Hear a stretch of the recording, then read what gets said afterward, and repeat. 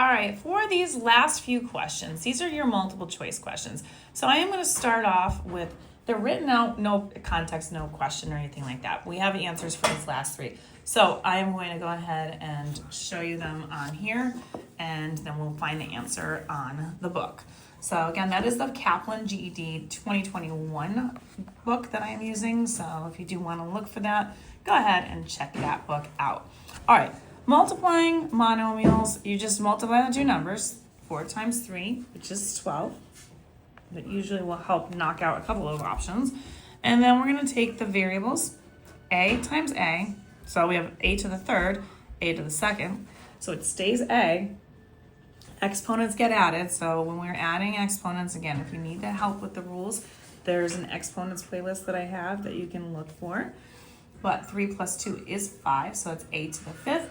Again, that probably will help knock out your finalized choices, but we're going to continue.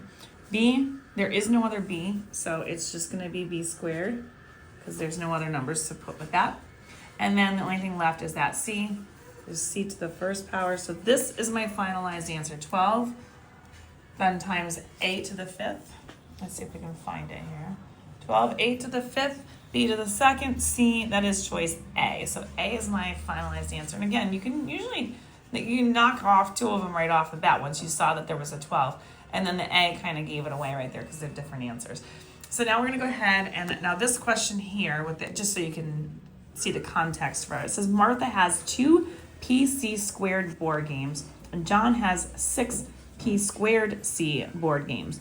Which of the following expressions represents the product of the number of board games that Martha and John have? So again, product meaning multiplication.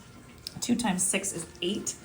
Right there, just so you know, there are 2 of them that say 8 is the beginning. So you can knock 2 choices off right off of that.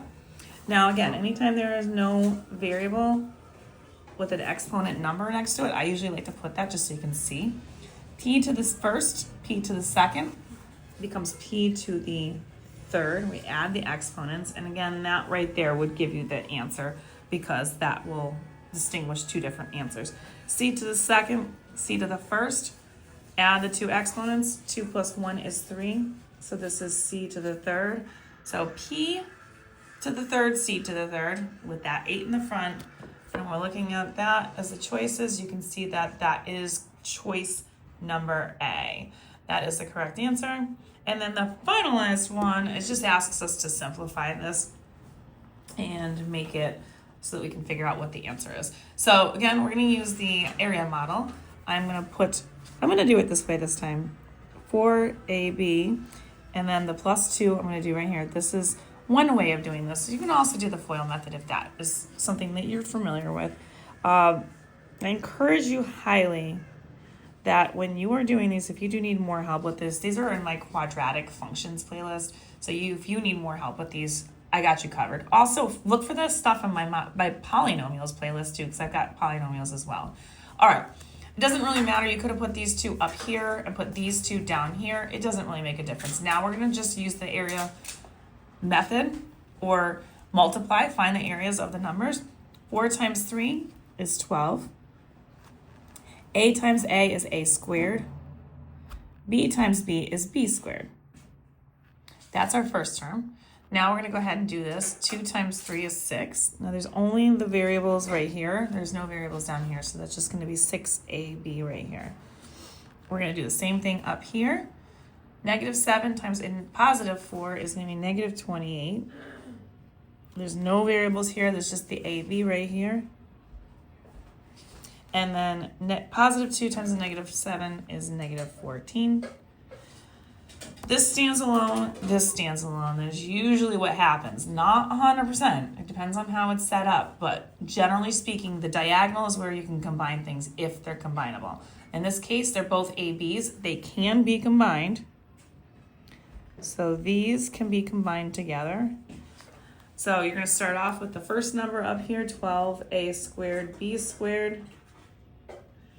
And I'm going to tell you right now, just by looking at the choices, there's 2 of them gone right now based off of that one part. Add these together, that's going to add you up to be negative 22.